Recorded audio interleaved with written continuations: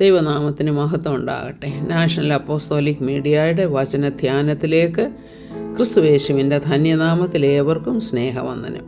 ഇന്നത്തെ നമ്മുടെ അല്പസമയത്തെ ധ്യാനത്തിനായിട്ട് എടുത്തിരിക്കുന്ന വേദഭാഗം ഫിലിപ്പിയർക്ക് എഴുതിയ ലേഖനം 1:4. വിശുദ്ധ പൗലോസ് അപ്പോസ്തലൻ ഫിലിപ്പിയർക്ക് എഴുതിയ ലേഖനമാണിത്. 4-ാമത്തെ വാക്യം ഇപ്രകാരം പറയുന്നു: നിങ്ങളിൽ നല്ല പ്രവൃത്തിയെ ആരംഭിച്ചവൻ യേശുക്രിസ്തുവിൻ്റെ നാളോളം അതിനെ തികയ്ക്കുമെന്ന് ഉറപ്പായി വിശ്വസിച്ചുമിരിക്കുന്നു. എന്താണ് ആരംഭിച്ചത്? ഒരു നല്ല പ്രവൃത്തി ആരംഭിച്ചു. എങ്ങനെയാണ് ഈ നല്ല പ്രവൃത്തി ആരംഭിച്ചു എന്ന് പറയാൻ സാധിക്കുന്നത്? ഇതിൻ്റെ അർത്ഥം എന്താണെന്ന് വെച്ചാൽ, നാം രക്ഷിക്കപ്പെടുന്ന ആ അവസ്ഥയെക്കുറിച്ചാണ്, അല്ലെങ്കിൽ ആ അവസരത്തെക്കുറിച്ചാണ് പറയുന്നത്. വിശ്വാസത്തിൻ്റെ പ്രസംഗം കേട്ടാണ് നാം രക്ഷിക്കപ്പെട്ടത്. ഏത് വിശ്വാസം? ക്രിസ്തു നമുക്ക് വേണ്ടി മരിച്ചു, അടക്കപ്പെട്ടു, 3-ാം ദിവസം ഉയർത്തെഴുന്നേറ്റു, നമ്മെ ചേർക്കുവാനായിട്ട് അവൻ വീണ്ടും വരും. അവൻ്റെ സഭ, അവൻ തലയായിരിക്കുന്ന ക്രിസ്തുവിൻ്റെ ശരീരമാകുന്ന സഭയാണെന്ന്. ക്രിസ്തുവിൻ്റെ ശരീരമാകുന്ന സഭ ആയിട്ട്, അല്ലെങ്കിൽ സഭയുടെ ഭാഗമായിട്ട് നമ്മെ കർത്താവ് രക്ഷിച്ച ആ അവസ്ഥയ്ക്കാണ് ആ നല്ല പ്രവൃത്തി ആരംഭിച്ചു എന്ന് പറയുന്നത്. അപ്പോൾ ഈ നല്ല പ്രവൃത്തി, അതായത് രക്ഷയുടെ അനുഭവത്തിലേക്ക് നമ്മെ കൊണ്ടുവന്ന കർത്താവ് തന്നെ എന്ത് ചെയ്യുന്നു? യേശു ക്രിസ്തുവിൻ്റെ നാളോളം അതിനെ തികയ്ക്കും.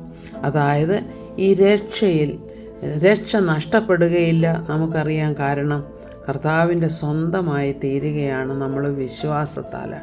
അതാണ് പുതിയ നിയമസഭ എന്ന് വെച്ചാൽ കൃപായുഗത്തിലെ സഭയുടെ പ്രത്യേകതയെന്ന് നമുക്കറിയാം.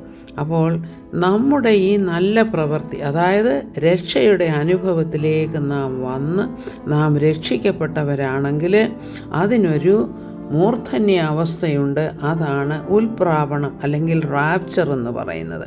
ഈ റാപ്ചർ ഡേ ആണ് നമ്മൾ ക്രിസ്തുവിൻ്റെ നാൾ എന്ന് മനസ്സിലാക്കുന്നത് വചനത്തിലൂടെ. 1 കൊരിന്ത്യർ 15-ാം അധ്യായത്തിലും അതിനെക്കുറിച്ച് പ്രത്യേകമായിട്ട് പറയുന്നുണ്ട്. അന്ത്യകാഹളത്തിങ്കൽ, അതായത് കാഹളം ധ്വനിക്കും, മരിച്ചവർ ഉയർത്തെഴുന്നേൽക്കും, അവർ രൂപാന്തരം പ്രാപിക്കും. അപ്പോൾ തന്നെ ജീവിച്ചിരിക്കുന്ന നാമും കാഹളധ്വനി കേൾക്കുമ്പോൾ, അല്ലെങ്കിൽ ആ റാപ്ചറിൻ്റെ അവസരത്തിൽ നാമും രൂപാന്തരപ്പെട്ട് ക്രിസ്തുവിനോട് ചേരും. നാം ഉൽപ്രാപണം പ്രാപിക്കും. അതായത് നാം ഈ ഭൂമിയിൽ നിന്നും എടുക്കപ്പെടും, ക്രിസ്തുവിനോട് കൂടെ ഒന്നായി തീരുന്ന ഒരവസ്ഥ. അതാണ് ഉൽപ്രാപണം എന്ന് പറയുന്നത്. അതിനെക്കുറിച്ചാണ് യേശു ക്രിസ്തുവിൻ്റെ നാൾ എന്ന് ഇവിടെ പറയുന്നത്. അപ്പോൾ യേശു ക്രിസ്തുവിൻ്റെ നാളെന്ന് പറയുമ്പോൾ അത് പുതിയ നിയമ വിശ്വാസിയുടെ ഏറ്റവും മഹത്തായ ദിവസമാണെന്ന് നാം മനസ്സിലാക്കണം. അപ്പോൾ മറ്റൊരു വേദഭാഗം ഞാൻ വായിക്കുന്നത് 1 തെസ്സലോനിക്കർ 5:9 മുതൽ 10 വരെയുള്ള വാക്യങ്ങൾ. ദൈവം നമ്മെ കോപത്തിനല്ല, നാം ഉണർന്നിരുന്നാലും ഉറങ്ങിയാലും തന്നോടുകൂടെ ജീവിക്കേണ്ടതിന് നമുക്ക് വേണ്ടി മരിച്ച നമ്മുടെ കർത്താവായ യേശു ക്രിസ്തു മൂലം രക്ഷയെ പ്രാപിപ്പാൻ അത്രേ നിയമിച്ചിരിക്കുന്നത്.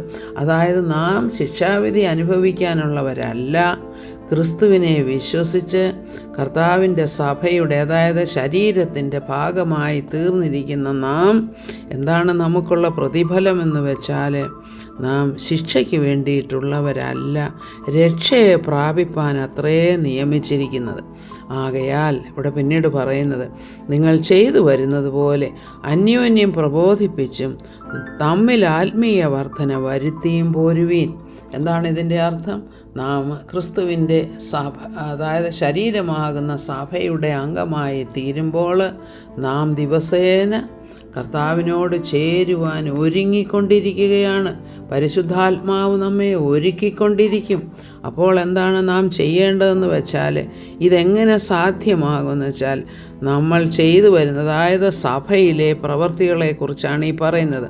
അന്യോന്യം പ്രബോധിപ്പിച്ചും ആത്മീയ വർധന വരുത്തിയും പോരുവീൻ.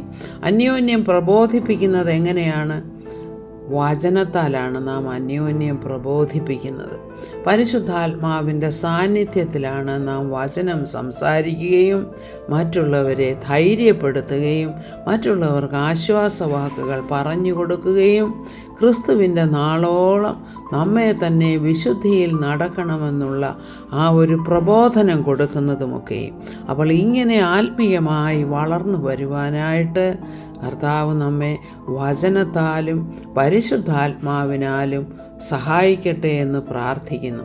നമുക്ക് പ്രാർത്ഥിക്കാം. കർത്താവെ, സ്തുതിക്കുന്നു, സ്തോത്രം ചെയ്യുന്നു. കർത്താവെ, ക്രിസ്തുവിൻ്റെ നാളിനു വേണ്ടി ഞങ്ങളെ ഒരുക്കുന്ന കൃപയ്ക്കായിട്ട് സ്തോത്രം ചെയ്യുന്നു. കർത്താവെ, അടിയങ്ങളുടെ കുറവുകളെ ഓർക്കാതെ കർത്താവെ, നിൻ്റെ തിരുരക്തത്താൽ ഞങ്ങളെ ദിനംതോറും കഴുകി ശുദ്ധീകരിച്ച്, നിൻ്റെ വചനത്താൽ ഞങ്ങളെ ശുദ്ധീകരിച്ച്, നിൻ്റെ പരിശുദ്ധാത്മാവിനാൽ ഞങ്ങളെ പരിപോഷിപ്പിച്ച് കർത്താവെ, ക്രിസ്തുവിൻ്റെ നാളോളം നീ നടത്തുന്ന കൃപയ്ക്കായിട്ട് സ്തോത്രം ചെയ്യുന്നു.